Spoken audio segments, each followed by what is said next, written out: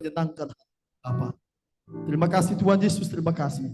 Setiap yang hadir membawa beban permasalahan hidup, kami percaya Tuhan, pada malam hari ini kami akan memperoleh kekuatan yang baru Bapa. Terima kasih Tuhan Yesus, kami berdoa dan mengucap syukur kepadamu Bapa. Kami mau buka ibadah pada saat malam hari ini di dalam nama Tuhan Yesus, nama yang ajaib. Haleluya. Amin. Saya undang semuanya bangkit berdiri, kita akan naikkan pujian kita. Haleluya. Terima kasih Tuhan. Terima kasih buat kebaikan.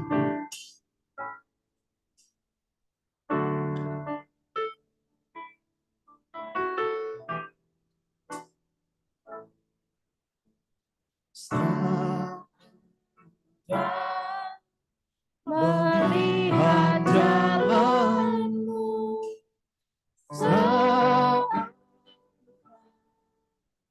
mengerti rencanamu,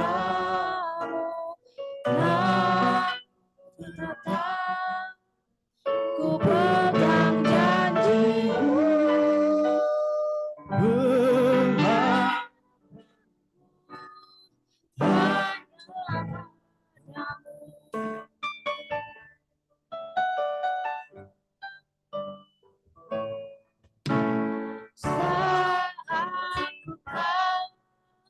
melihat jalan saat ku mengerti rencana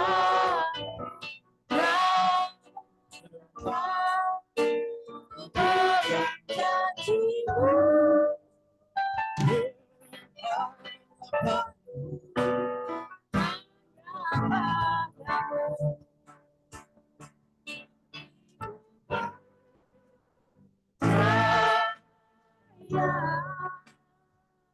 hatiku percaya,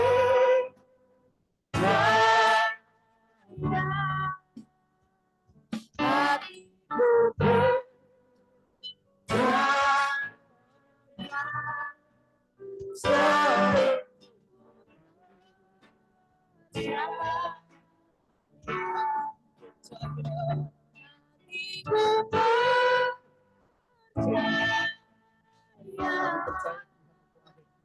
hatiku percaya, hatiku percaya, hatiku percaya.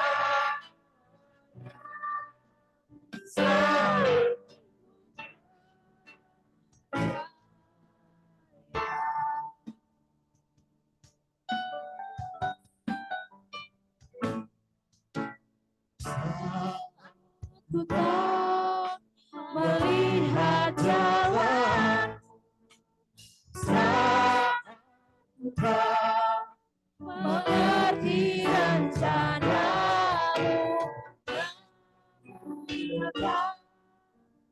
pegang janjimu,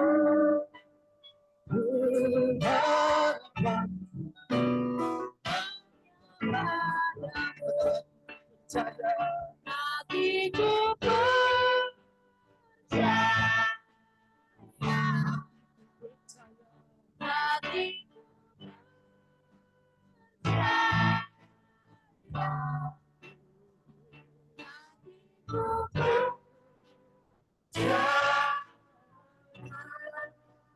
selalu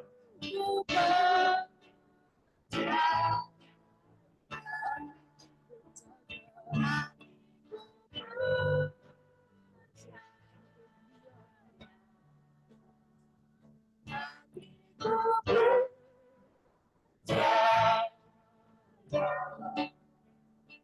Hatiku percaya, selalu percaya. Hatiku percaya, hatiku percaya,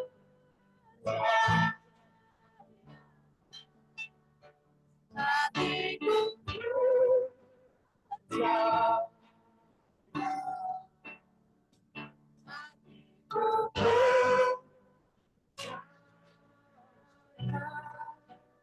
Selalu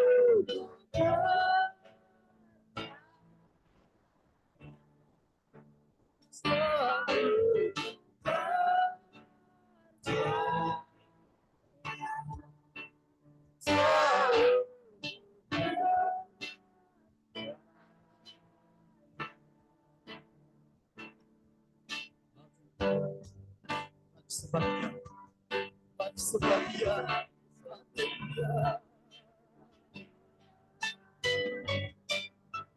Percaya Engkau Allah yang ajaib.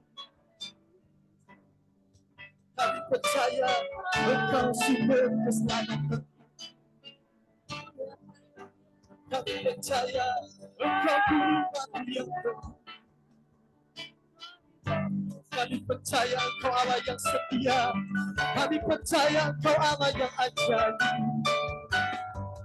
Engkau sumber kekuatan kami Tuhan. Engkau sumber pengharapan kami. Engkau batu karang kami yang teguh.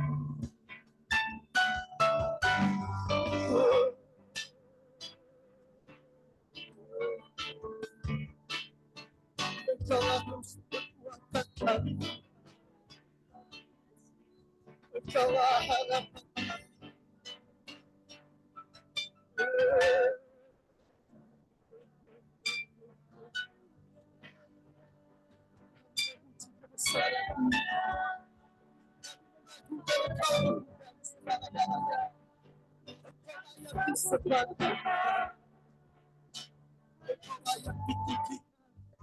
Engkau layak kami agungkan Yesus. Engkau Allah yang ajaib. Yesus, Engkau Allah yang luar biasa. Yesus, Engkaulah sumber kekuatan kami. Engkau sumber pengharapan kami. Engkau sumber kekuatan kami. Yesus, Engkau segala-galanya bagi kami.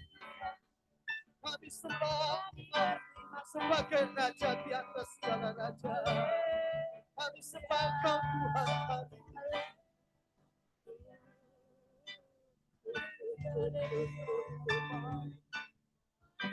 Haleluya, haleluya, haleluya.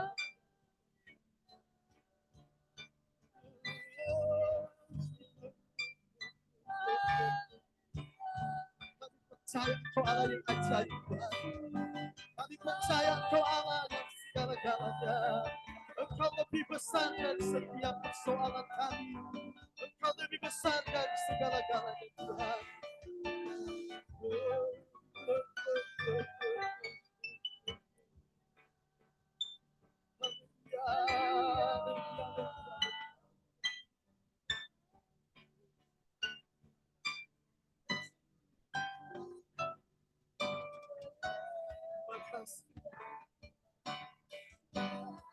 Terima kasih.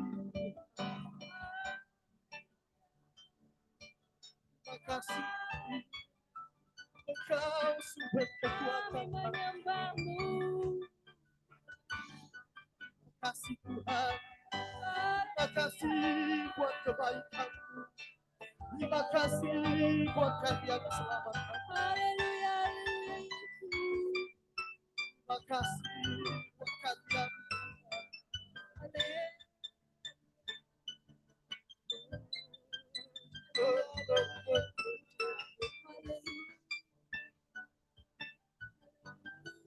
Terima kasih Tuhan. Terima kasih buat segala-galanya. Terima kasih buat kasih setia-Mu yang tidak pernah berakhir bagi kami.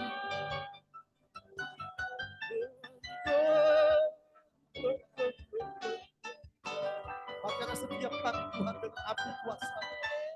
Dan api Roh Kudus-Mu terus membakar kami Tuhan. Bekerja di tengah-tengah hidup kami. Menjadikan kami kuat. Menjadikan kami terus selalu mengandalkan Engkau Bapa. Haleluya, haleluya. Roh-Mu yang bekerja.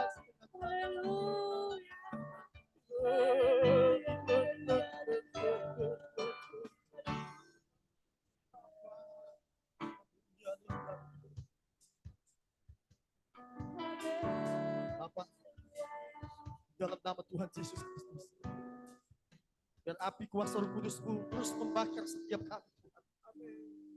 Sehingga roh kami menyala-nyala Bapa. Kami melayani bukan dengan kekuatan kami. Kami melayani dengan kuasa-Mu, dengan roh yang Kau berikan bagi setiap kami Tuhan. Berikan kami nyanyian baru Tuhan.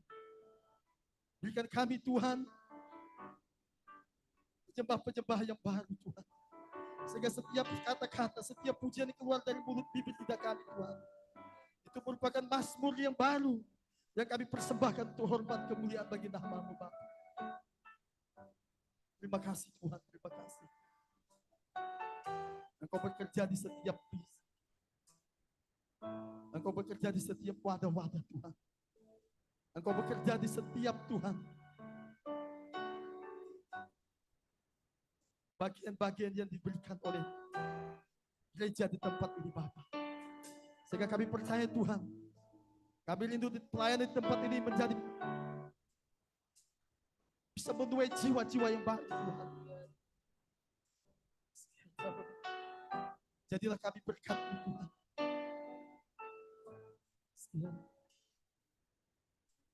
Terima kasih Bapa.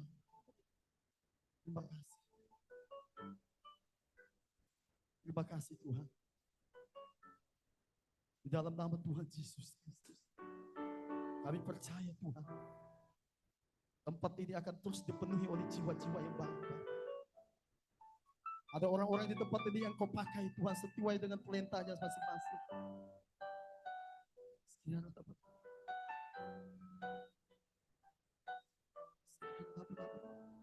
Kami rindu menjadi bagian Tuhan. Kami rindu menjadi bagian untuk penuaian jiwa-jiwa baru di tempat ini Bapak.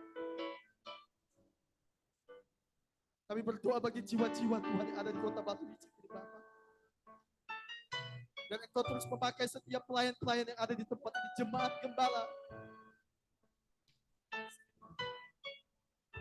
Terima kasih Tuhan. Hatiku bergerak,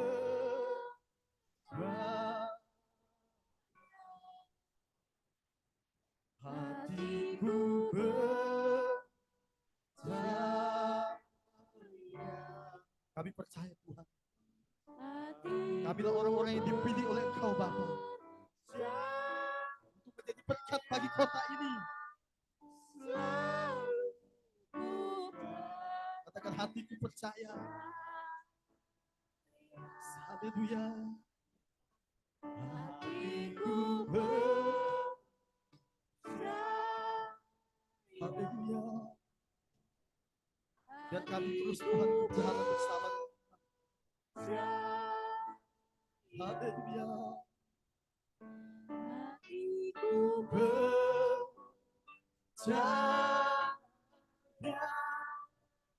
selalu ku percaya. Hatiku percaya. Kami percaya Tuhan, tempat ini akan dipenuhi oleh jiwa-jiwa baru Bapa. Haleluya. Haleluya. Biar Tuhan terjadi transformasi di tempat ini Bapa. Haleluya. Haleluya. Hatiku percaya. Hatiku percaya Tuhan. Begitu. Haleluya.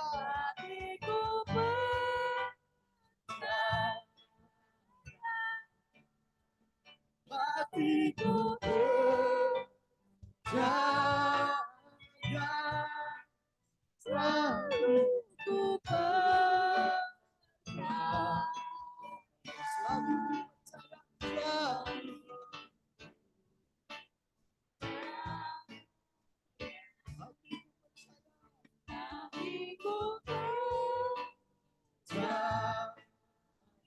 Hatiku percaya. Hatiku percaya. Selalu ku percaya. Selalu ku percaya. Selalu ku percaya.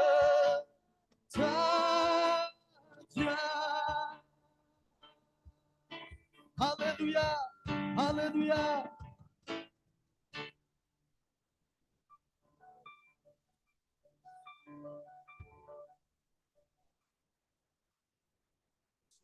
kepadamu Allah Bapa kami. Juga kami percaya setiap penyembahan kami naik bagai dupa yang harum di matamu Tuhan. Terima kasih Tuhan, kami siap memuji Tuhan. Dalam nama Yesus, haleluya. Amin.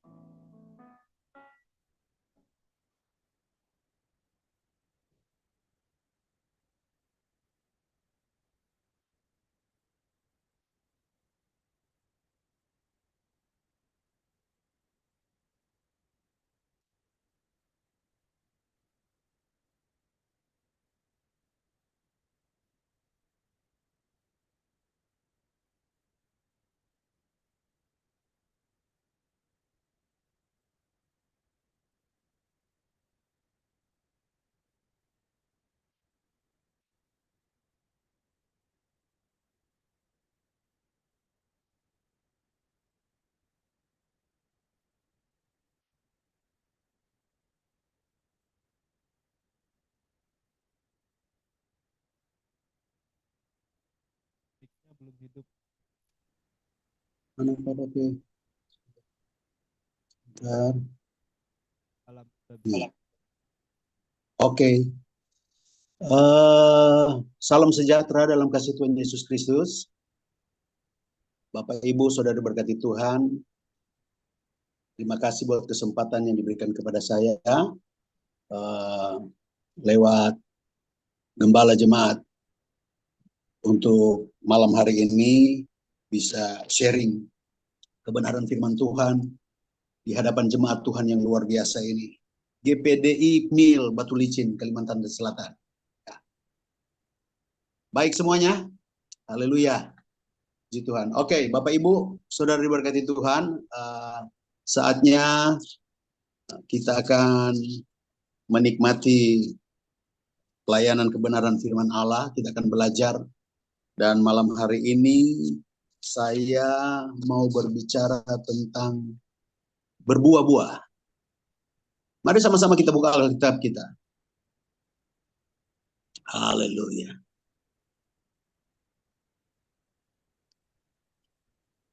Yohanes pasal 15. Kita buka bersama-sama Yohanes 15. Ayatnya yang ke-16.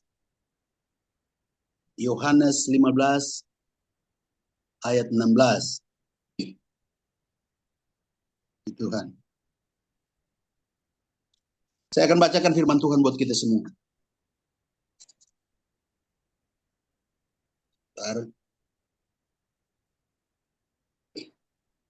Demikian firman Tuhan. Bukan kamu yang memilih aku, tetapi akulah yang memilih kamu. Dan aku telah menetapkan kamu supaya kamu pergi dan menghasilkan buah. Dan buahmu itu tetap.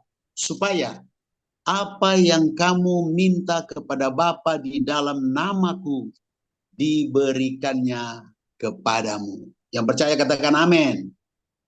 Puji Tuhan.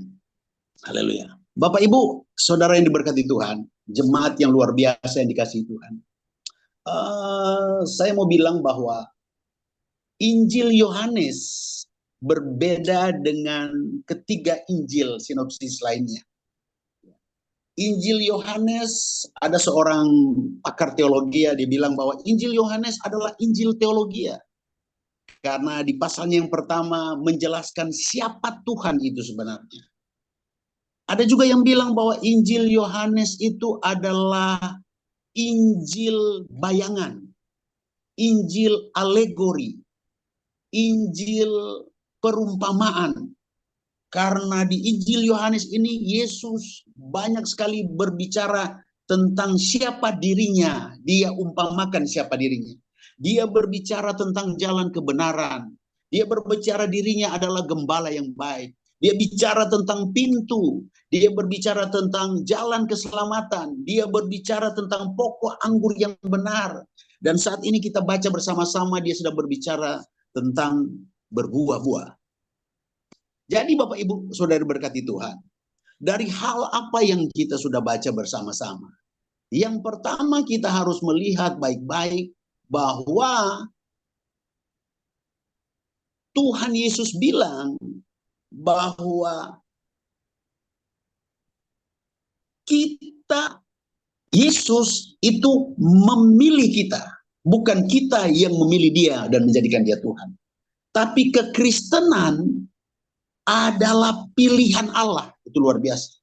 Artinya bahwa saya dan saudara adalah orang-orang yang spesial di mata Tuhan. Katakan amin. Saya spesial, saudara spesial. Boleh bilang kiri kanan, engkau adalah orang yang spesial di mata Tuhan. Kita adalah orang-orang yang berharga. Kita orang-orang yang luar biasa.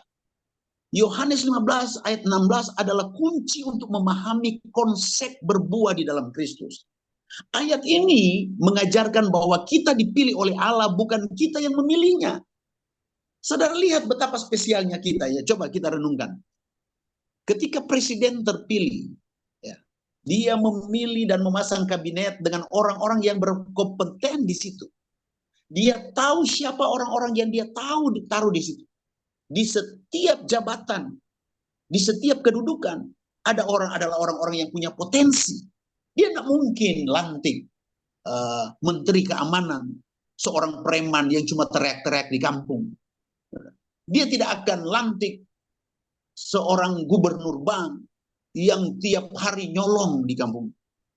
Dia tahu orang ini punya potensi, makanya dia pilih dan dia tetapkan. Begitupun dengan saya dan saudara. Tuhan memilih kita, Tuhan menetapkan kita menjadi milik kepunyaannya dengan tujuan Tuhan, bukan tujuan kita. Artinya, dalam setiap kehidupan kekristenan, Tuhan punya rencana dalam kehidupan kita. Bilang amin. Tuhan sudah merancangkan hal luar biasa. Dan kalau dia pilih kita dan tetapkan kita, berarti kita punya potensi yang luar biasa di pemandangan Allah. Tidak ada orang yang Kristen yang berkata, saya tidak bisa apa-apa. Tidak ada orang Kristen yang berkata, saya tidak mampu untuk melaksanakan panggilan Tuhan. Kalau Tuhan tetapkan Anda di satu tempat, maka dia juga akan melengkapi kita dengan kuasa dan hikmatnya. Haleluya. Dan tujuan Tuhan menetapkan kita adalah supaya kita pergi dan menghasilkan buah. Dan buah kita bukan 1 minggu. Buah kita bukan 1 tahun. Buah kita bukan 10 tahun. Buah kita tetap selama hayat masih di kandung badan. Maka gereja harus berbuah. Untuk apa berbuah? Untuk dinikmati oleh banyak orang. Dunia sekarang menuntut bukti, bukan janji-janji. Ada banyak orang berbicara dan pintar sekali untuk menyampaikan firman Allah. Tetapi tidak ada hasilnya. Orang berbicara hebat tentang kasih, tapi hidupnya penuh dengan dendam, iri hati, kebencian. Orang berbicara tentang hebatnya memberi, tetapi dia sendiri pelit. Nah, gereja harus kembali kepada apa maunya Tuhan. Hari-hari ini, Bapak Ibu, ada banyak ajaran-ajaran yang menyesatkan gereja. Ajaran-ajaran teologi praktis yang membawa kehidupan gereja mulai bertanda tanya besar. Apa iya sih? Apa masih mungkin? Apakah mujizat masih ada? Apakah karunia-karunia masih ada? Apakah ini masih relevan untuk dilakukan? Saudara, kita dibawa dan digiring kepada satu konsep untuk meragukan kuasa Allah. Gereja harus kembali kepada kebenaran firman Allah. Puji Tuhan. Kita Pantai Kosta ditanam oleh para pendahulu kita kebenaran yang sejati dari firman Allah. Pegang ajaran-ajaran itu. Kita jangan keluar dari apa yang Tuhan mau. Kenapa? Karena rancangan Tuhan indah bagi saya dan saudara. Hari depan penuh dengan pengharapan. Iya, amin. Tetapi jangan kita diberikan jalan pintas. Dan kita tidak mau membayar harga dengan apa yang Tuhan mau dalam hidup kita. Teologi kemakmuran muncul hari-hari ini. Membawa kehidupan orang percaya berfokus kepada kehidupan kemewahan. Engkau yang jalan kaki, percaya bulan depan engkau punya motor. Engkau yang punya motor percaya bulan depan punya mobil. Tuhan tidak seperti itu. Ini praktek perdukunan. Yesus ajarkan, ikut Yesus harus pikul salib, sangkal diri. Ada harga yang harus kita bayar. Hidup sebagai pemenang bukan berarti kita bebas dari kesulitan hidup. Tidak. Memang kenapa kalau orang Kristen susah? Memang kenapa kalau orang percaya sakit-sakitan? Kenapa? Yang Tuhan tuntut dari dalam kehidupan kita, keluarkan buah. Sehingga dalam situasi dan keadaan seperti apapun, orang bisa melihat Tuhan dalam hidup Anda. Orang lihat Tuhan dalam hidup pribadi kita. Dalam kesulitan engkau masih bisa tersenyum, mengangkat tangan, menyembah Dia dan berkata, Tuhan Yesus baik. Itu buah yang luar biasa. Engkau sakit, engkau berdoa, tidak sembuh. Engkau tetap berkata, Dia Jehovah Rafa penyembuhku, tabib yang ajaib. Itu buah. Engkau dalam kekurangan, engkau berdoa dan tetap kurang. Dan saudara tetap mengangkat tangan, mengucap syukur dan berkata, engkau tetap Jehovah Jireh dalam hidup. Itulah kekuatan iman. Ini yang harus dikeluarkan oleh gereja. Biar dunia tahu Tuhan kita hidup. Biar dunia tahu Tuhan itu hebat dan berkuasa. Dunia menuntut bukti, saudara. Bukan hebatnya engkau berbicara. Nah, gereja harus berbuah. Tuhan bilang, pergi. Aku menetapkan kamu supaya kamu pergi. Menghasilkan buah. Kenapa pergi? Biar buah itu dinikmati oleh banyak orang. Biar buah itu bisa dikecapi, dirasakan oleh banyak orang. Engkau tidak jalan dalam persungutan. Engkau tidak berjalan di dalam keraguan-raguan terhadap Tuhan. Karena Dia yang berjanji. Dia sanggup memelihara anak-anaknya. Bilang amin. Haleluya. Bapak Ibu, saudara yang diberkati Tuhan. Mari kita lihat bersama-sama. Kita akan belajar di sini. Saudara, ada beberapa hal yang saya catat. Ya. Bagaimana materi tentang berbuah-buah di dalam Tuhan. Hal yang pertama tentang pilihan Allah. Ya, tadi saya sudah bicarakan bahwa ayat ini menekankan bahwa kita tidak memilih Tuhan, tetapi Tuhan yang memilih kita. Ini pernyataan satu anugerah yang inisiatif Tuhan dalam keselamatan kita. Kekristenan bukan karena nenek moyang kita Kristen. Kakek nenek saya Kristen. Melahirkan orang-orang tua Kristen yang taat. Dan lahirlah saya Kristen. Ada yang bilang, dulu saya bukan Kristen. Saya menikah dengan perempuan Kristen. Saya pacaran dengan seorang perempuan Kristen yang taat. Saya ikut-ikut ke gereja. Dan akhirnya saya tertarik. Maka masuklah saya Kristen. Bukan. Kekristenan adalah pilihan Allah. Makanya ketika Anda ada di sini. Mendengarkan firman Allah. Menyembah. Memuliakan namanya. Ini satu kemurahan Tuhan. Dalam kehidupan kita. Itu bicara pilihan. Bahkan di Efesus dikatakan bahwa kita sudah ditetapkan, dipilih Allah sebelum dunia dijadikan. Itu rancangan Tuhan yang sempurna bagi saya dan saudara. Sehingga kekristenan bukan satu kebetulan. Dan yang kedua, tujuan dari pemilihan itu. Tujuan utama dari pemilihan adalah kita berbuah. Buah yang dimaksud adalah mencakup sebagai aspek kehidupan kekristenan. Seperti kasih, sukacita, damai sejahtera, dan tindakan-tindakan baik lainnya. Kita harus keluarkan itu untuk apa? Dinikmati oleh banyak orang. Dari ayatnya yang ke-17 tadi dia berbicara, saling mengasihi kita satu dengan yang lain. Betapa banyak orang Kristen gagal dalam hal ini. Kita datang dalam persekutuan dan lu gue. Nggak bisa, kita adalah keluarga Allah. Di dalam penyembahan kita bersama-sama sehati sepikir merakit satu singgasana tahta yang indah di mana supaya raja kemuliaan itu duduk atasnya. Itu penyembahan. Sehingga penyembahan itu menjadi suatu pemberian kepada Allah. bukan meminta. Gereja tidak datang di rumah Tuhan hanya untuk menuntut Tuhan memenuhi kebutuhan kita. Kita harus berpikir tentang kebutuhan Tuhan. Sembah Dia, agungkan Dia. Bapak Ibu, mari kita memiliki rasa tanggung jawab dengan ketetapan Tuhan. Kita harus merasa punya tugas yang mulia dari Tuhan. Menjadi rekan sekerja Allah, itu satu hal yang luar biasa. Pemilihan Tuhan kita dalam kehidupan yang dulu tidak berkenan, sekarang jadi berkenan. Kata Petrus, dulu tidak dikasihi, sekarang beroleh belas kasihan. Dulu bukan anak, sekarang kita anak. Nah, Tuhan tidak menuntut banyak malam hari ini. Dia menuntut kita untuk berbuah.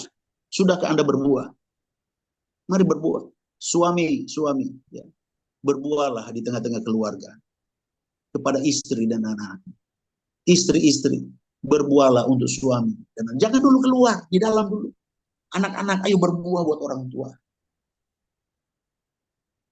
Sehingga kita menjadi orang yang benar-benar berubah. Firman Allah katakan bahwa di dalam Kristus kita adalah ciptaan baru. Yang lama sudah berlalu. Sekarang yang baru sudah ada di hadapan kita. Jadilah ciptaan baru. Sehingga orang melihat Anda memang berbeda. Dari dulu jadi suami yang kasar, sekarang menjadi lemah lembut.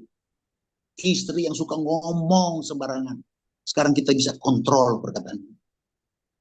Ayo, hiduplah berkenan kepada Tuhan. Mari kita lihat sama-sama. Di dalam Yesaya. Oke, Yesaya. Yesaya pasal 5. Ayatnya yang ke-1 sampai ayatnya yang ke-7. Yesaya. Yesaya pasal 5. Oke. Ayat pertama mulai sampai ayat yang ke-7. Dengarkan firman Tuhan. Aku hendak menyanyikan nyanyian tentang kekasihku. Wow. Satu perhatian luar biasa. Ungkapan rasa sayang dan rasa cinta kepada kekasihnya. Nyanyian kekasihku tentang kebun anggurnya. Kekasihku itu mempunyai kebun anggur di lereng bukit yang subur. Ayat 2. Ia mencangkulnya dan membuang batu-batunya. Dan menanaminya dengan pokok anggur pilihan. Pokok anggur pilihan itu adalah bibit unggul. Benih terbaik. Terus, ia mendirikan sebuah menara jaga di tengah-tengah dan menggali tempat memeras anggur. Lalu, dinantinya supaya kebun itu menghasilkan buah anggur yang baik. Sama-sama baca, 2, 3. Tetapi yang dihasilkannya ialah buah anggur yang asam. Wow. Saudara lihat perhatian Tuhan kepada kekasih milik kepunyaannya yang digambarkan seperti pokok anggur dari benih pilihan, bibit unggul. Kalau bibit unggul hasilnya pasti unggul. Kalau bibit terbaik, saudara yang petani tahu, maka hasilnya pasti yang baik. Tetapi tidak sesuai dari ekspektasi, dari harapan pemilik kebun itu. Bahwa benih anggur pilihan ini yang ditanam, dia menantikan supaya kebun itu menghasilkan buah anggur yang baik. Tetapi ternyata hasilnya adalah buah anggur yang asam. Wow. Kecewa milik anggur. Nanti kita lihat sebentar. Siapa kebun anggur ini? Di dalam kekecewaan itulah, saudara lihat Tuhan ngomong.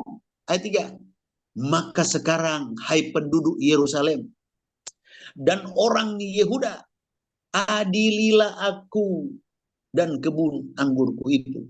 4. Apatah lagi yang harus diperbuat untuk kebun anggurku itu? Habis harapan, saudara. Apa sih yang belum kuperbuat kepadanya gitu? Perhatian apa lagi yang aku belum lakukan untuk kebun anggurku itu? Terus, aku menantikan supaya dihasilkannya buah anggur yang baik. Mengapa yang dihasilkannya hanya buah anggur yang asam? Kecewa. Harapan yang luar biasa dari benih bibit unggul itu. Benih yang terbaik. Dengan harapan hasilnya baik dan manis. Tetapi dia kecewa. Kenapa? Yang dinantikannya buah anggur yang baik. Mengapa yang dihasilkan buah anggur yang asam? Saudara, maka saudara lihat apa yang terjadi. Ayat 5. Maka sekarang aku mau memberitahukan kepadamu apa yang hendak kulakukan kepada kebun anggurku itu. Aku akan menebang pagar durinya. Sehingga kebun itu dimakan habis dan melanda tembok. Sehingga kebun itu diinjak-injak. 6. Aku akan membuatnya ditumbuhi semak-semak. Tidak ada perhatian. Perhatian, jaminan keamanan. Bahkan ada menara jaga di sana. Tidak lagi diperhatikan kebun ini. Tidak dirintangi dan tidak disiangi. Tidak dirantingi dan tidak ada ranting lagi untuk dia menjalar. Dan tidak disiangi. Sehingga tumbuh putri malu dan rumput. Aku akan memerintahkan awan-awan supaya jangan diturunkannya ke atasnya hujan. Sebab, perhatikan, kita akan tahu siapa kebun anggur ini. Sebab kebun anggur Tuhan semesta alam ialah kaum Israel. Dan orang Yehuda ialah tanaman-tanaman kegemarannya. Dinantinya keadilan, tapi hanya ada kelaliman. Dinantinya kebenaran, tetapi yang ada adalah keonaran. Bapak Ibu, ternyata kebun anggur ini adalah Israel. Milik kepunyaan Tuhan. Perhatian Allah penuh kepada mereka.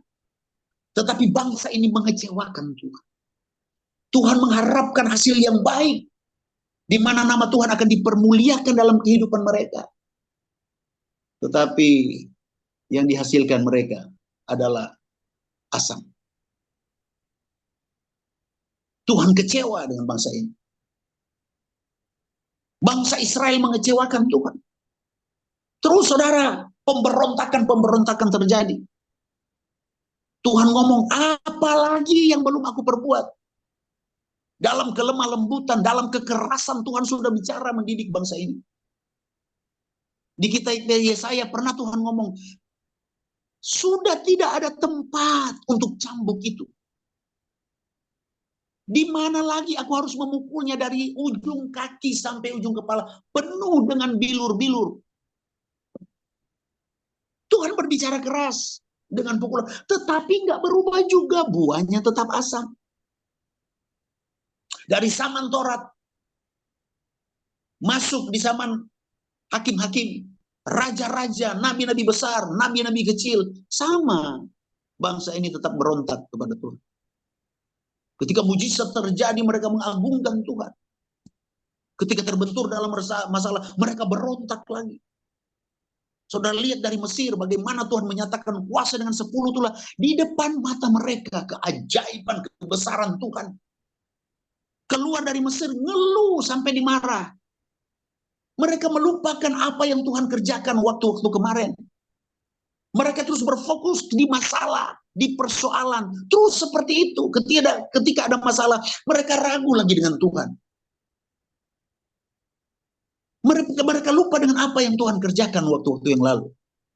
Di mara air pahit mereka mengeluh. Tuhan buat manis air itu. Dengan sebatang kayu. Lewat itu, ngeluh lagi, saudara. Penyertaan Tuhan luar biasa dengan tiang awan dan tiang api. Tetapi ketika ada dalam persoalan, ngeluh lagi. Buahnya selalu asam. Tidak ada hasil yang baik. Hakim-hakim, nabi-nabi besar, nabi-nabi kecil, sama, saudara. Sampai datang kepada Yeremia, coba lihat. Yeremia, pasalnya yang kedua, ayat 18 mulai, Yeremia. Dari Yesaya datang di Yeremia. Yeremia 2 ayat 18. Ya. Lihat. Dan sekarang, apakah untungmu untuk pergi ke Mesir? Hendak meminum air sungai Nil? Dan apakah untungmu untuk pergi ke Asyur? Hendak meminum air sungai Efrat? 19. Kejahatanmu akan mengejar engkau, dan kemurtatanmu akan menyiksa engkau. Ketahuilah dan lihatlah betapa jahat dan pedihnya engkau meninggalkan Tuhan Allahmu dan tidak gemetar terhadap aku. Demikianlah Tuhan Allah semesta alam. Sampai di situ. Saudara, bukankah seringkali kita juga seperti ini? Ada banyak gereja yang mengembara. Sepertinya saya kurang mendapatkan sesuatu. Saudara, lihat, saya mau beritahu bahwa pertolongan dan berkat-berkat Allah dalam hidup kita itu sejauh mana kita intim dengan Tuhan. Banyak anak Tuhan mengembara, ingin mencari, mencicip sesuatu di luar. Pindah-pindah gereja. Saya seringkali diundang di beberapa persekutuan. Ya. Di Jakarta, di Manado, di beberapa tempat. Di setiap persekutuan ada yang saya perhatikan, itu orang itu selalu ada. Besok, nanti Selasa di persekutuan lain, ada lagi. Rabu, ada. Jumat, ada dia. Entah apa yang dicari. Bahkan ada kekristenan sekarang, Kristen mujizat namanya. Mengejar-ngejar mujizat. Sehingga mengukur hamba Tuhan. Menilai seorang hamba Tuhan. Sepertinya hamba Tuhan ini urapannya kecil. Saya mau beritahu, urapan Tuhan itu sama. Namanya urapan Roh Kudus. Kenikmatan hadirat Allah, kuasa dan mujizat Tuhan dalam persekutuan. Itu adalah tergantung hubungan Anda dengan Tuhan. Gereja harus sadar ini. Sehingga Anda harus dicabut dari satu tempat, nanti pindah lagi seminggu, cabut lagi. Pendeta Pesik itu urapannya kurang. Dia mulai menilai. Di gereja ini, gereja Penil, hamba Tuhannya enggak bahasa roh. Gitu kan. Pindah lagi dia ke pendeta Joni. Ntar sebulan di situ lagi dia mulai menilai. Pendeta Joni ada bahasa roh. Tapi dia kurang. Enggak ada yang roboh. Enggak ada yang rebah. Dia cari gereja yang rebah-rebah. Mengejar mujizat. Ketemu sebulan. Dia nilai lagi. Gereja ini payah. Cuman rebah-rebah. Enggak ada yang muntah. Gereja lu muntahin. Jorok. Kapan dewasa? Kapan kita mau bertumbuh? Kalau Anda seminggu tanaman, seminggu dicabut, pindah lagi. Nanti sebulan lagi dicabut, pindah lagi. Dia tidak akan pernah ada hasil. Tuhan ada di mana-mana. Yesus ngomong begini. Tanda-tanda ini menyertai orang percaya. Haleluya. Mujizat, tanda heran menyertai gereja. Katakan amin. Bukan gereja yang cari-cari mujizat.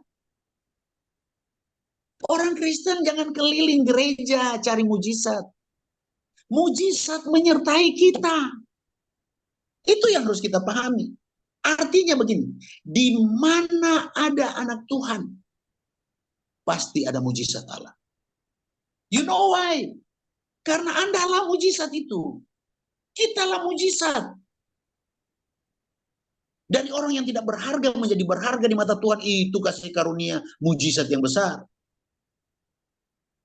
Dari orang yang seharusnya binasa masuk neraka, sekarang kita beroleh keselamatan. Itu anugerah mujizat yang besar buat kita. Makanya jalani hidup berbuahlah. Supaya orang tahu bahwa Tuhan ada dalam kehidupan kita. Kita menjadi jemaat yang tangguh. Kita menjadi jemaat yang perkasa. Kita tidak mudah diombang-ambikan. Saudara lihat kepada Yeremia Tuhan bilang, kenapa engkau bangsa Israel yang mau coba-coba keluar mencicip air di tempat lain. Sehingga engkau kembali membawa ajaran-ajaran yang merusak. Sekarang ada bilang bahwa perpuluhan tidak penting lagi di gereja. Silakan kalau Anda tidak percaya dengan persepuluhan.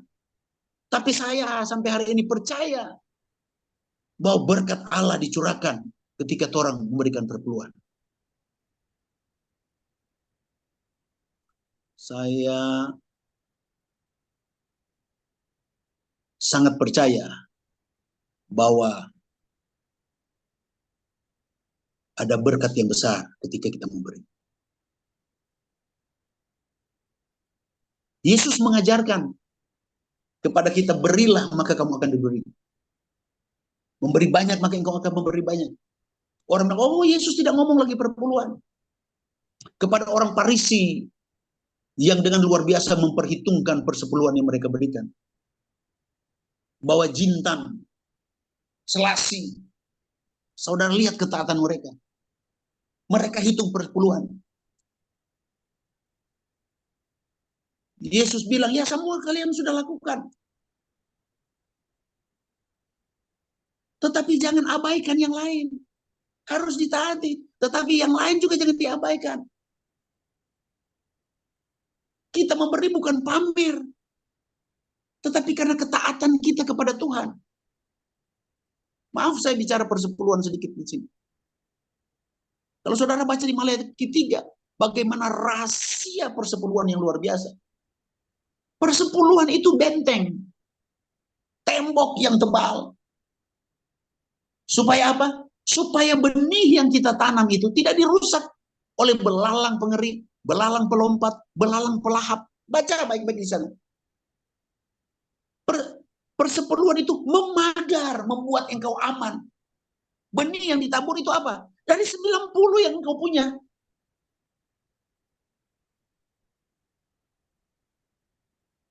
Sehingga Tuhan bilang, ketika engkau mengambil bagiannya Tuhan,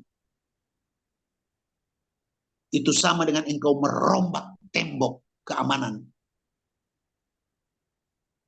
Sehingga benih yang Anda tabur, engkau tidak pernah menikmati apa-apa.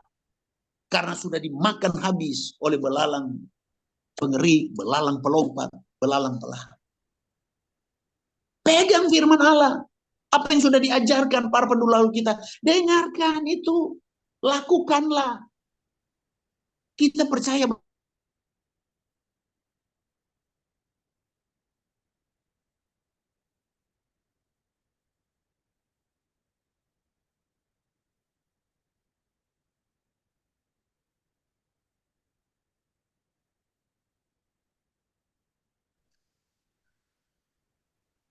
Halo, nyambung lagi? Sebentar. Nyambung, saudara?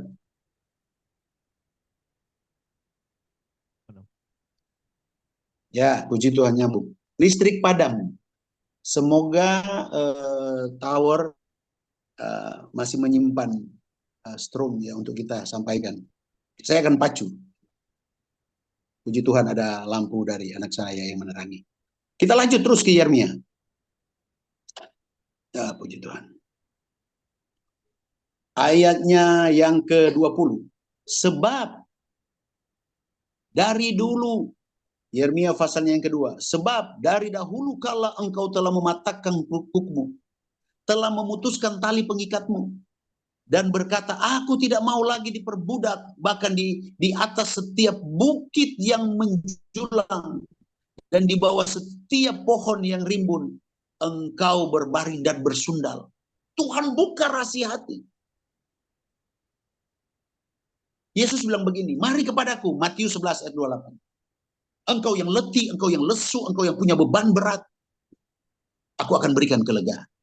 Tidak ada satu pemimpin, satu tokoh dunia, politik, tokoh apapun, tokoh agama sekalipun, yang menawarkan berkat yang luar biasa.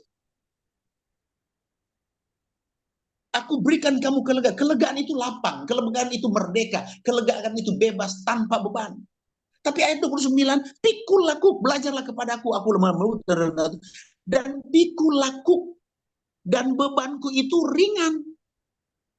Tapi kepada Israel, saudara lihat, mereka mematahkan kuk itu. Kuk itu kendali. Bagi sapi, kalau sapi di pedati ya, dua pasangan sapi itu ditaruh di leher, di pundak, dengan tali lis yang akan mengendalikan. Kuk itu kendali. Dan Yesus bilang bahwa bebanku itu ringan dan enak. Tapi berapa banyak orang Kristen mau dikendalikan oleh Tuhan? Terlalu banyak syarat, terlalu. Saudara, di dalam Tuhan engkau bebas melakukan apa saja yang berkenan di hadapan Allah. Kapan mau berbuah kalau Anda tidak bisa dikendalikan? Pikul kuk itu. Kenapa? Karena kita mau diambil alih oleh Roh Kudus.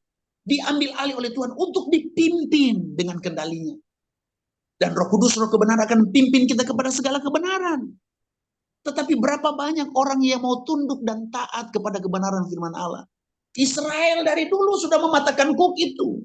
Memutuskan pengikat dan berkata, aku tidak mau. Dianggap bahwa pengendalian Tuhan atasnya itu diperbudak. Mereka menyamakan apa yang terjadi di Israel sama dengan ketika Tuhan mengendalikan diri mereka. Padahal Tuhan sementara memimpin mereka kepada kemenangan. Tuhan sementara memimpin mereka kepada kedewasaan iman. Kapan Anda akan dewasa kalau tidak dipimpin oleh Tuhan? Kapan Anda akan melihat kuasa Tuhan bekerja kalau saudara tidak dikendalikan oleh Tuhan? Bagaimana Anda bisa berbuah baik? Israel tidak bisa berbuah baik.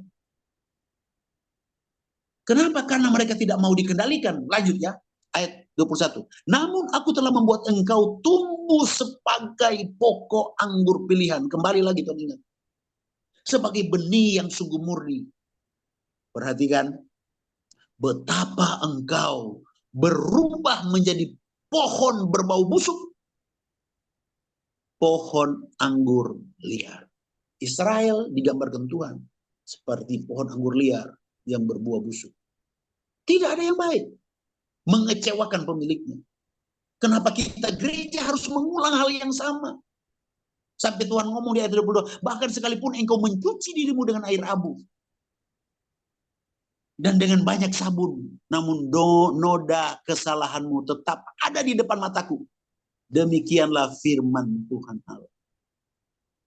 Saudara, pengalaman Israel sebagai benih pilihan yang mengecewakan Allah, jangan terjadi kepada gereja.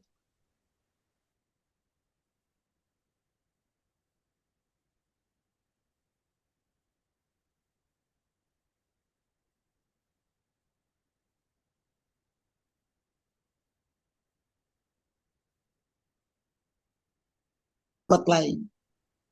Tinggal di gereja lokalmu. Berbuahlah di sana. Jadi berkat. Itu sebabnya fokus kepada Tuhan. Ketika engkau datang bersekutu kepada Dia, hanya kepada Dia saja. Pikirkan kepentingan Tuhan, senangkan Dia. Ketika kita berbuah dan kita saling mengasihi, ada jaminan Tuhan, minta apa saja, maka Dia akan memberikan kepada kita. Kenapa? Karena kita sudah bayar harga itu. Kita sudah bekerja dan kita menghasilkan sesuatu apa yang Tuhan tuntut dalam hidup ini. Sebagai anak Tuhan yang berbuah. Pergilah kamu, hasilkanlah buah yang baik. Benih anggur pilihan mengecewakan. Maka gereja harus menyukakan dan menyenangkan hati itu.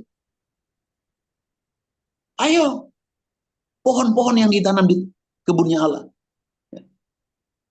Berbuahlah. Kita punya tanggung jawab panggilan ilahi itu. Kita punya tanggung jawab dalam kehidupan ini. Makanya saya katakan tadi di awal bahwa tidak ada yang berkata saya tidak bisa. Kalau Tuhan pilih Anda menjadi orang percaya, maka ada sesuatu potensi yang luar biasa dalam hidup Anda. Gereja adalah pohon-pohon yang ditanam dalam satu kebun yang bernama dunia ini. Dan dunia memerlukan buah yang ada dalam kehidupan. Hasilkanlah buah yang baik, supaya nama Yesus dipermuliakan dalam kehidupan kita. Berbuahlah, saudara. Kuasa Tuhan melengkapi gereja untuk mampu menghasilkan buah yang baik. Saudara tunduk dan taat kepada kuk yang Tuhan taruh atas kita. Jangan keluar dari kasih karunia itu. Kita harus mau diajar oleh Tuhan. Kita butuh kerendahan hati. Sebab Yesus bilang, kuk yang kupasang itu ringan. Bebanku itu ringan dan enak. Tuhan tidak menyiksa kita. Tuhan mau kita ada dalam kendalinya. Kita hanya perlu menyerah kepada Dia. Supaya gereja berjalan di dalam ketetapan Allah. Kemanapun engkau pergi, saudara, ada berkat Tuhan mengikuti langkah kehidupan. Oke, mari kita lihat ada bagian terakhir yang saya mau bagikan kepada kita semua. Dari Lukas pasal 13. Ini perumpamaan yang luar biasa dari Tuhan. Lukas 13. Ayatnya yang ke-6. Mulai ya. Lalu Yesus mengatakan perumpamaan ini. Seorang mempunyai pohon ara yang tumbuh di kebun anggurnya. Dan ia datang untuk mencari buah pada pohon itu. Tetapi ia tidak menemukannya. Ayat 7. Lalu ia berkata kepada pengurus kebun anggur itu. Sudah 3 tahun aku mencari buah pada pohon ara ini. Dan aku tidak menemukannya.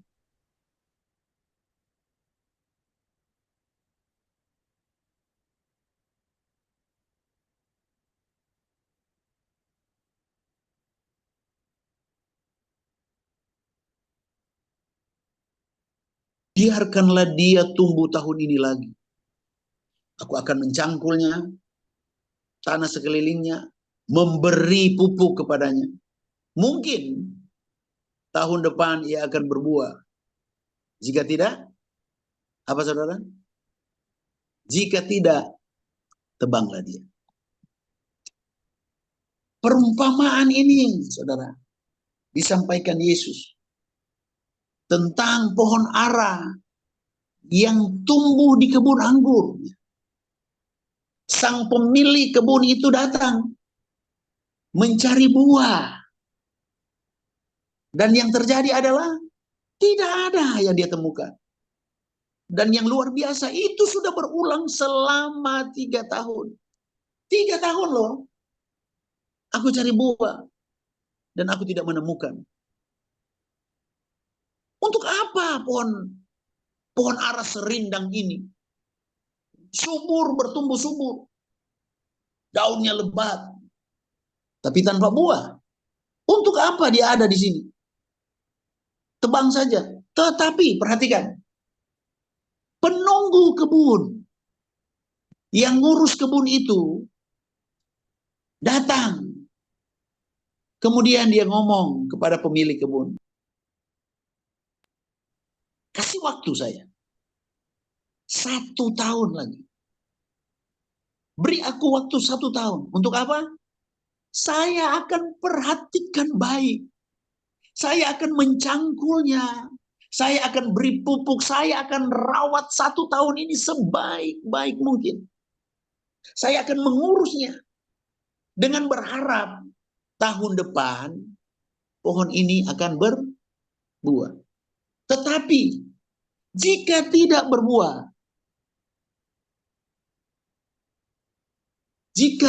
berbuah, tebanglah dia. Haleluya. Ngancing ya? Apa bisa dengar? Bisa dengar suara saya? Yang bisa dengar coba lambaikan tangan. Oke. Iya. Sebab di sini mati ya saya. Oke, Bapak Ibu. Saya lanjut terus. Pohon ara ini, saya mau gambarkan adalah gereja Tuhan. Tumbuh di kebun anggurnya yang mengecewakan itu tadi. Di mana hasilnya asam dan busuk itu. Sekarang ada pohon ara, itu gereja Tuhan. Tumbuh.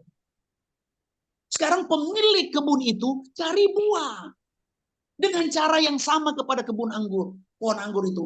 Dia cari buah juga kepada pohon ara. Yesus bilang, Pak Paulus katakan bahwa kita gereja hanya dicangkokkan. Bahasa pertanian sebenarnya bukan dicangkokkan. Diokulasi, ditempelkan. Tapi dia berharap buah. 3 tahun loh tidak ada buah. Sehingga pemilik kebun itu bilang, tebang aja. Untuk apa dia hidup dengan percuma? Orang Manado bilang, baking sasat tanpa jo. Oh, buat apa? Ayo, potong. Tapi penunggu kebun ini datang dan memohon. Tuhan, tolonglah kasih kesempatan.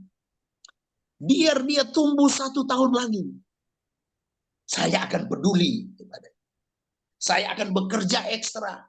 Saya akan cangkul, buang batu-batu, bikin bersih. Orang Manado bilang, kita mau galang. Saya beri pupuk. Saya kasih perhatian kepadanya.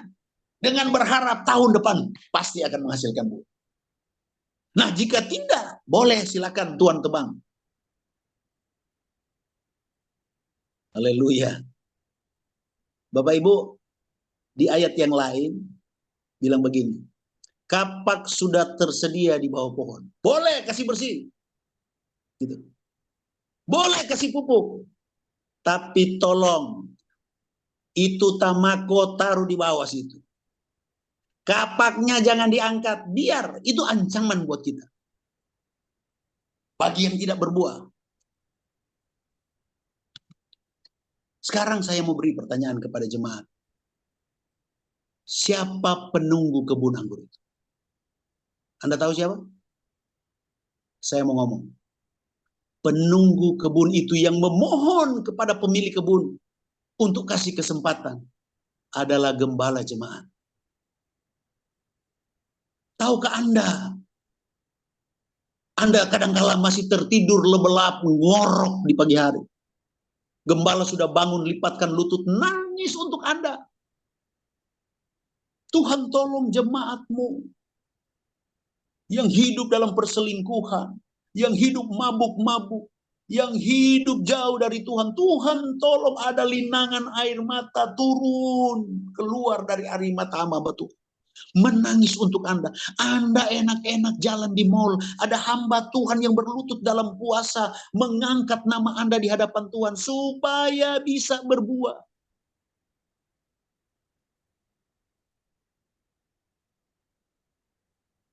Sementara berapa banyak orang. Anak-anak Tuhan yang mencari kesalahan hamba Tuhan. Ngomongin hamba Tuhan, naik turun rumah, ceritakan kebusukan hamba Tuhan. Pernahkah Anda berdoa buat hamba Tuhan? Lipatkan lutut, mari kita belajar bersama-sama, bergandengan tangan. Anda masih ngorok di saat hujan, pakai selimut. Ada hamba Tuhan yang menangisi engkau di hadapan Tuhan. Berharap supaya Anda berbuah. Saudara, makanya saya mau bilang, jemaat Tuhan hormati pemimpinmu. Jemaat Tuhan, tolong hargai gembala Anda. Bawa mereka dalam doa. Kami butuh topangan. Apalagi pelayan-pelayan, saya mau ngomong sedikit sini pelayan-pelayan. Pelayan-pelayan di GPDI.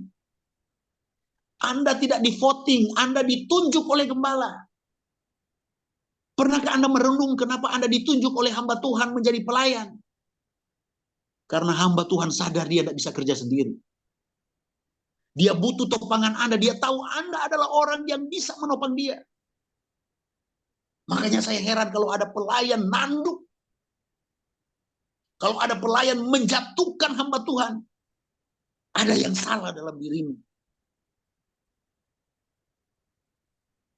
Anda berbuat tetapi busuk dan asam. Miliki kepekaan bagaimana Anda akan membawa pelayanan ini untuk menjadi kepujian di hadapan Tuhan. Itu buah. Satu waktu Musa dalam peperangan bersama dengan umat Israel. Dan Musa melihat bahwa musuh terlalu banyak dibandingkan dengan tentara Israel.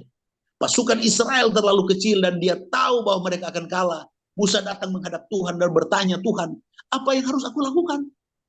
Tuhan bilang, apa di tanganmu Musa? Tongkat. Tuhan bilang, Musa, angkat tongkatmu di dalam pemerangan.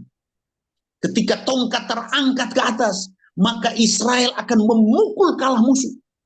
Tapi kalau tongkat itu turun, maka Israel akan mundur dan dikalahkan oleh musuh. Mulailah pertempuran itu, saudara. Dan pertempuran itu berlangsung lama sekali. Musa mengangkat tongkat, Israel menyerang. Saudara lihat, tetapi manusia lemah juga adanya. Kami hamba Tuhan terbatas. Kami bukan Superman. Kami bukan malaikat. Kami belum punya sayap, saudara. Kami masih lemah. Musa sama dalam kelemahan.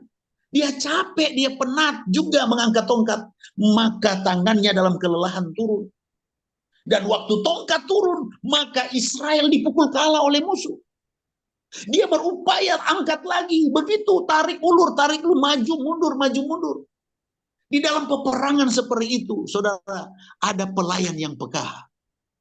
Musa dalam kelelahan, dia tidak teriak minta tolong. Tolong pelayan. Tolong bantu saya lemah. Nada. Tidak ada keluar kata-kata seperti itu. Dia berupaya terus menolong itu. Tetapi ada Harun dan Hur yang peka dengan keadaan itu. Mereka coba lihat keadaan. Kenapa kita maju mundur, maju mundur. Waktu mereka perhatikan, oh ternyata ketika tangan pemimpin kita turun, maka kita dikalahkan oleh musuh. Kalau tongkat diangkat, kita menang. Dan tanpa dikomando, saudara lihat ini kepekaan. Tanpa hei pelayan-pelayan, jangan tunggu komando. Miliki kepekaan. Bawa pelayanan ini untuk maju bersama-sama demi kemuliaan nama Tuhan. Ketika Harun dan Hur melihat bahwa keadaannya makin parah, maka mereka bertindak tanpa disuruh Musa. Yang satu taruh batu, suruh Musa duduk. Kemudian dua-dua mereka menopang tangan Musa, mengangkat tinggi tangan Musa, dan Israel menang. Boleh kasih tepuk tangan buat Tuhan? Haleluya. Israel menang karena ada orang-orang yang peka menopang pelayanan itu. Jemaat ini terbangun dari awal. Saya dengar bahwa tempat ini akan dibanjiri oleh jiwa-jiwa, akan bertambah dengan pelayanan. Kalau Anda tidak menopang pelayanan, tidak akan jadi apa-apa. Jemaat miliki kepekaan, pelayan-pelayan miliki, Anda ada di front paling depan, yang menjadi role model untuk jemaat, para pelayan.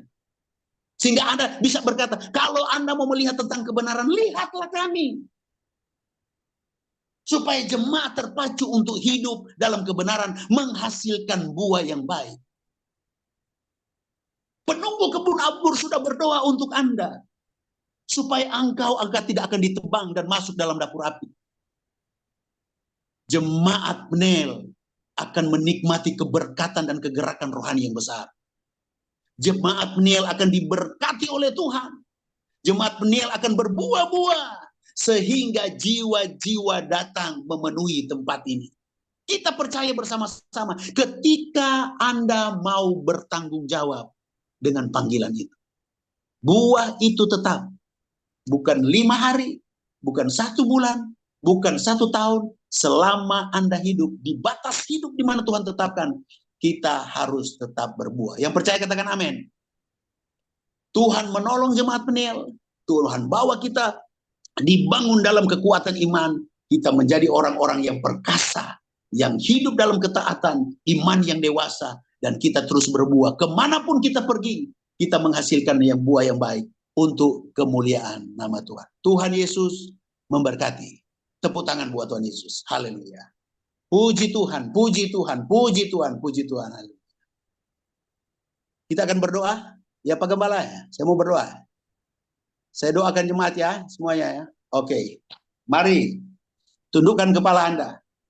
Haleluya, haleluya. Oh sungai dari Allah, penuhkanku, penuhkanku. Haleluya, haleluya. Oh sungai dari Allah, mengalir dalamku, mengalir dalamku.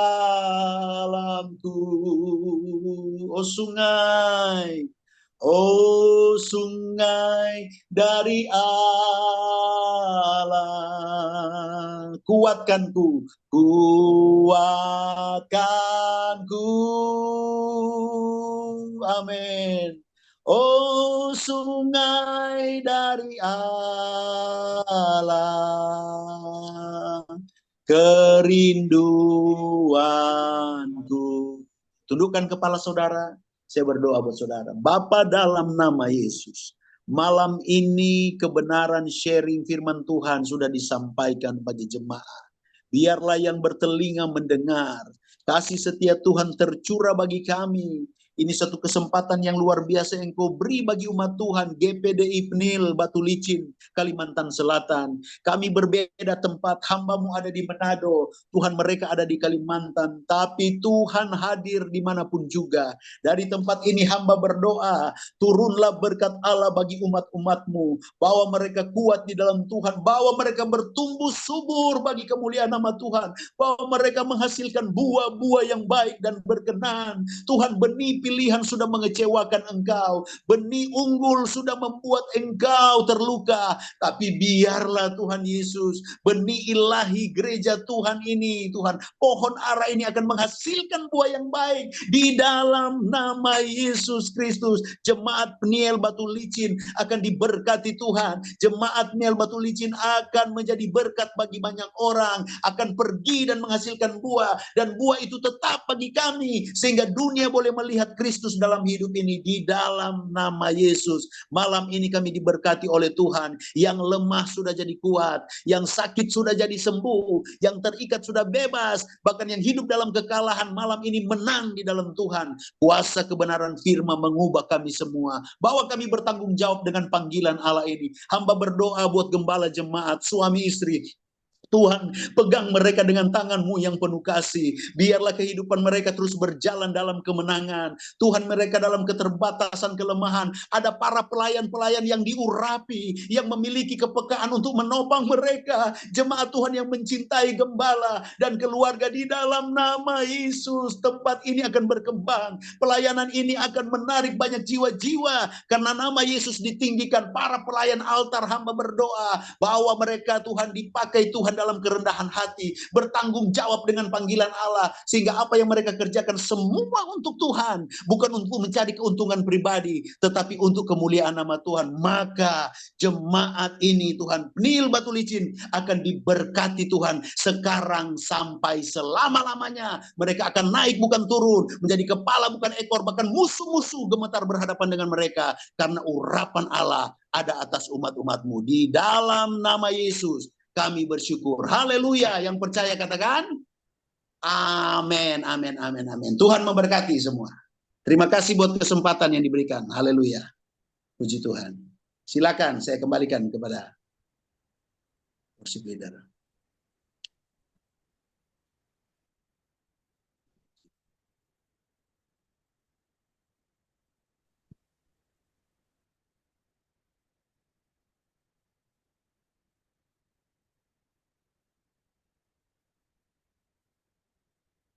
Tes, tes. Ya, salam. Salam. Selamat malam. Terima kasih kepada hambanya, Bapak Gembala yang telah membagikan kebenaran firman Tuhan. Dan biarlah Tuhan Yesus terus mengurapi untuk menjadi pemakaian secara luar biasa. Dan salam untuk jemaat dan keluarga Gembala yang ada di sana. Tuhan Yesus memberkati kita semua. Dan saatnya kita akan memberikan korban persembahan. Tapi sebelumnya kita berdoa. Bapa, kami bersyukur malam hari ini di dalam nama Tuhan Yesus Kristus buat kebenaran firman-Mu yang telah Engkau sampaikan kepada kami semua. Biar kami menjadi pelayan-pelayan yang kuat, teguh, bahkan menjadi pelayan-pelayan yang selalu mengandalkan Engkau ya Bapa. Terima kasih Tuhan Yesus, kami akan memberi dengan penuh sukacita di dalam nama Tuhan Yesus Kristus. Haleluya. Amin.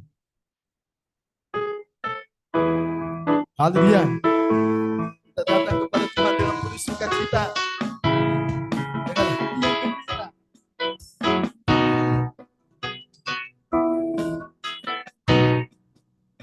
Saat ini ku datang lagi. Haleluya. Padamu Tuhan, junjungan hidupku. Ku akan banggaku, puji namamu. Yesus, bersembah Kau. Katakan hari-hari. Hari aku lalui bersamamu Tuhan, ku rasa bahagia. Peganglah tanganku, jalanku. Yesus, Kaulah segala. Katakan haleluya.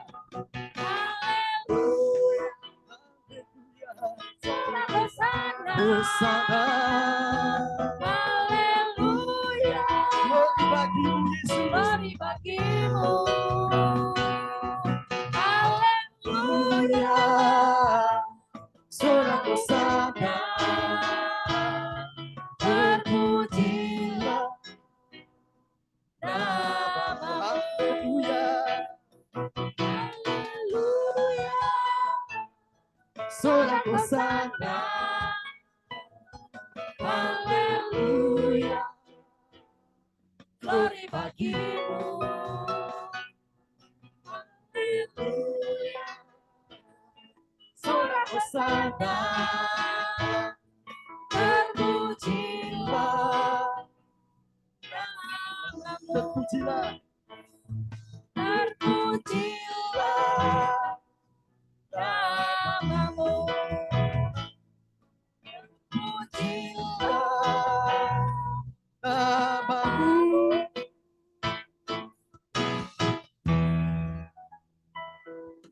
Segala puji syukur hanya bagi nama Tuhan. Amin. Terpujilah nama Tuhan Yesus malam hari ini. Tuhan Yesus memberkati. Saya serahkan kepada Ibu Gembala.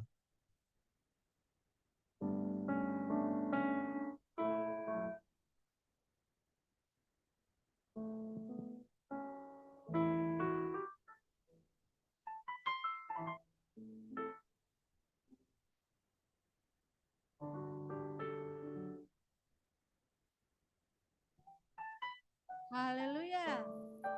Haleluya. Berikan kemuliaan untuk Tuhan kita Yesus Kristus. Puji nama Tuhan, Bapak Ibu Saudara yang terkasih. Tuhan Yesus memberkati kita semua. Pelajaran yang luar biasa yang kita dapatkan lagi pada malam ini. Dan saya menyampaikan besok kita ada kegiatan Pasca Bamak bersama. Jadi besok kita tidak ada doa atau puasa di tempat ini. Tidak ada tutup doa, maksud saya di bawah sore.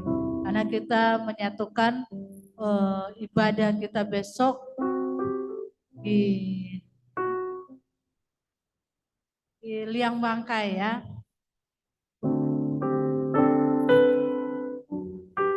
Jam 8 ya, berangkat dari sini dan ada kendaraan yang disiapkan, yaitu ada bus, ada mungkin kendaraan pribadi ya. Jadi mari kita sama-sama untuk memeriahkan Paskah Bamak ya, gabungan Sungai Danau dan Batu Licin sekitarnya. Puji nama Tuhan. Itu saja pengumuman kami.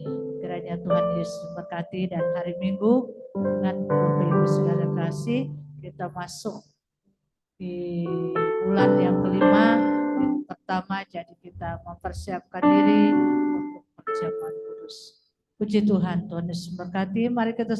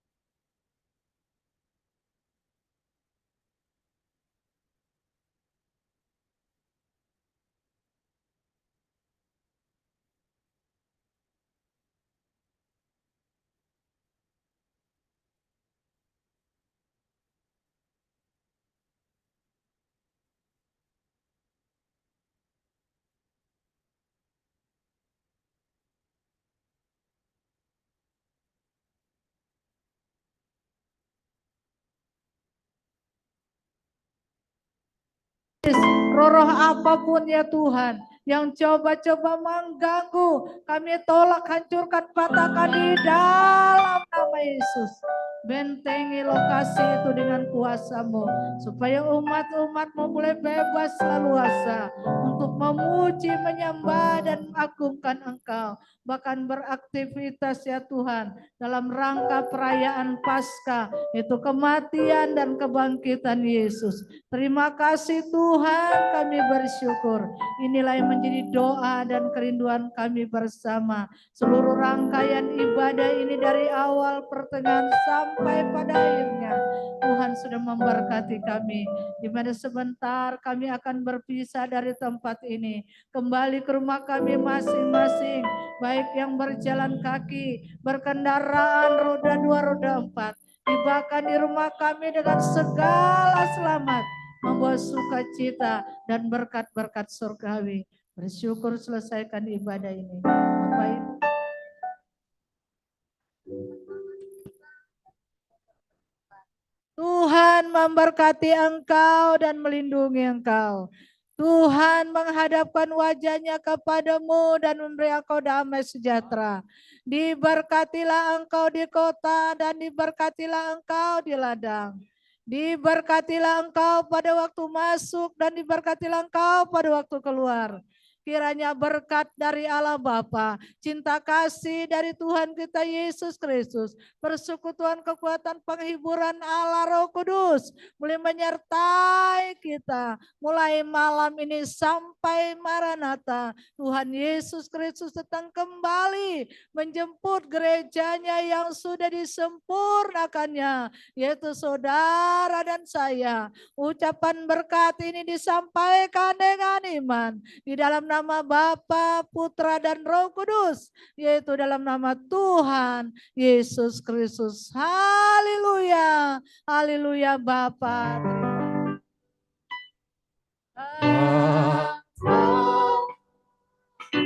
Terima kasih. Terima